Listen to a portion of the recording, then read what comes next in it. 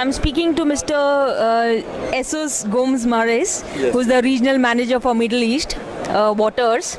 And your tagline is really good, the science of what's possible. Could you explain a little bit about your tagline first? Yes. I mean, we have been in the business of chromatography since many years, and we are actually offering complete solutions for research, which is actually used for the daily life of all the humans. And that's why we're always saying that we are there to bring solutions to make life better.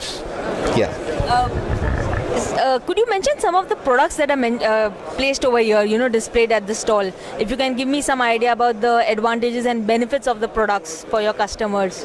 No, I mean, we are very well known for mass spectrometry and also for liquid chromatography, which are actually used in the research of pharmaceutical industries, on petrochemical industries, as well as from food regulations, and also for drug abuse. That's also used, and that's actually the main fields that we are really active in, which is actually controlling the whole human life. Yeah. Some of the products that are displayed here, could you give me some features, some unique features that you have, like in terms of flexibility, simplicity? Well, I mean, we do have simplicity of the products, but I mean, we are talking about complex equipment that you're not going to find a product that, I know that in this particular part of the world, it would be actually very ideal that you could just press a button and, the whole system is doing the job for that. We are going into that. I mean, especially when we are talking about automated sample preparation, which really takes a lot of time. But nevertheless, I mean, you still need a lot of expertise, and this is a little bit the problem that you find maybe in this part of the world, that you need a lot of resources in terms of knowledge and expertise and also experience. So it's actually that you cannot just start with an equipment and starting from day one. So it really requires some fundamental knowledge, but we do provide that. We offer trainings locally here in Dubai, and that's for we also opened our branch office in Dubai. So we are located in Dubai Airport Free Zone, in which we are also having customers coming over, in which we are offering theoretical training, and for practical training we go to Europe, where we have our headquarters. You mentioned one very important issue, where people are, you touched upon it, like in terms of quality personnel or experts and things like that. Which are other issues that you see in your area of work, where companies are facing these issues, like in terms of having testing abilities or capability, or lack of getting the right analysis at the right time, or delay in work happening? Could you mention some of the issues that people are facing? Yeah, I think that most of the companies that are in the Middle East, they see the potential in terms of there is money in the Middle East, and you see a big growth, especially in the health sector and in life science. So that's a booming market in entire Middle East, not only in the UAE but also in the whole Gulf region. So, and whenever that boom happens, you also have a lot of competitors and suppliers that are coming and offering their technologies. And you know how that is. I mean, sometimes you still have those companies. They are actually, we call them, I mean, you have to not just to supply the product, but you also have to assure the client that you will be there for the support they will need. And you have manufacturers that have been just new into the business, that they might have a similar technology, but it requires a lot of expertise behind to bring up new technologies that we do, and other suppliers are also doing.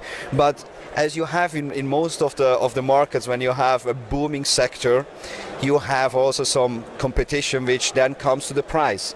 So even though that we are talking about, there is money in the Gulf region, there is no limited money, especially if you're looking a little bit into the oil price that went down. You also have not the same ability to spend as you had before, because obviously you need to have actually the double of the money that you used to have maybe a year ago.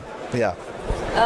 You mentioned one sector, the healthcare industry and medical industry. Yeah. Apart from the petroleum, which are the other sectors that are seeing growth, where you are seeing growth and people are coming and asking you for this sector and suddenly it's picked up. So in the next 2 to 3 years, could you give me a sense of the sectors that are growing as such? I mean, you're definitely going to have a growth in food regulations, because all the food that comes in this part of the world, you can imagine. I mean, if you're just taking the example of the United Arab Emirates, and you see the population of it, and if you can imagine how much food is consumed, there is no local production that can actually cope with the demand on that. So you're obviously importing the foods, and this is always the risk of it. If you're importing the food, you also have to have a control mechanism in place and laboratories that are actually testing the purity of the food. And if you're taking now the example, if you're in a Muslim country, you have halal foods, so you have to make sure that it is halal food, and these kind of tests are also made with our products. Yeah. So in terms of test, once the testing is done, you come into certification, So if you look, has the certification standards and industry, or, giving a certificate to a certified product or something, is it very easy over here? Has the level of people or companies reached up to that certification as an important and a given thing, and we have to look into it? Could you give me an idea on that line? Yes, I mean, in our particular part of the business is that our products are certified, and once the installation is happening, we do the verification of the products, and the customer receives the certification of it. And what we also do is, it is important also that you offer also kind of a maintenance and a service plan. And again, if you're looking into Europe or in the United States, a service contract, even for a car, is something completely normal. In some countries in the Middle East, it's still something that is meant to be included.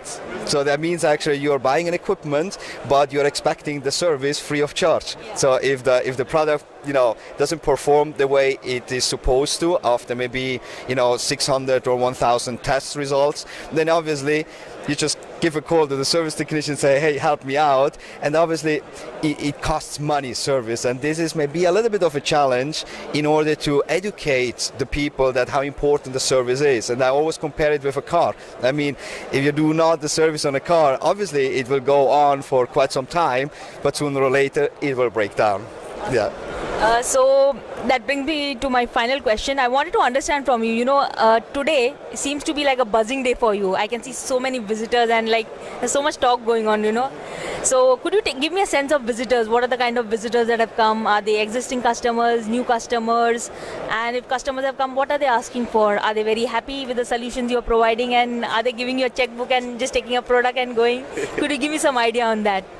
I think that every exhibitor would wish that people are coming with a checkbook and just sign orders. This is unfortunately not happening. But nevertheless, I mean, what is really, really important, and that's ArabLAB, and that's the reason why we're also here, we are not really counting as you have, for example, in Europe, that you're saying, okay, if you invest that much of money into a stand, you have to have a certain return on that investment. And the return on investment on an exhibition is always counted by how many leads are you collecting.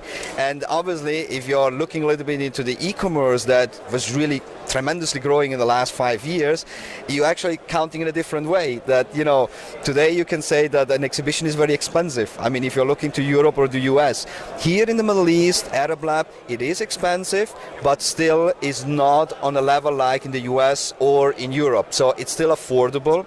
And that's why for us, the most important part of it is to be present and to create a platform to meet with clients, new ones or also existing ones. And also clients appreciate the opportunity to come and meet you in person. Yeah. So my understanding of you is that Waters as such, you are an industry leader, okay? So what would be your message for companies in the Middle East? What would be one thing that you'd like to tell them and hey, gear up and do this? What would be that message? I think the most important as a market leader, as Waters is, the most important is really listen to your clients. This is one of the key factor of success. And I always say that meet the client and not to close a deal, but meet the client to make a new friend, and be there. Not only when it comes to selling a product, but be there when he has a problem that maybe it doesn't even concern your product. It can be any other product that he's facing an issue with another supplier that might not even be a competitor of yours, but he knows that you are in that industrial field.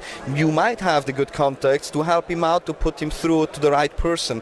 And that's why I'm always saying that's a little bit of a philosophy that I have, that I mean, help people, because there you're going to have the return back, and don't just meet people for just having the business in mind. Yeah. Thank you so much, Jesus. It was really great speaking to you, and I wish you all the very best and success for the event. Thank you very much. Thank you so much. Pleasure.